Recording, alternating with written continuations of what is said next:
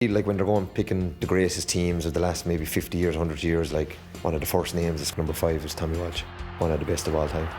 There's Tommy Walsh, lovely pick up by the darling of the Kilkenny Hurling fans. Tommy was the crowd favourite that I don't think anyone else of our era will ever be. And it hots up and then the referee got a little nick there as somebody was passing by. Yeah, he got a right clip on the nose there. Looked like Tommy Walsh just hurled through the crowd.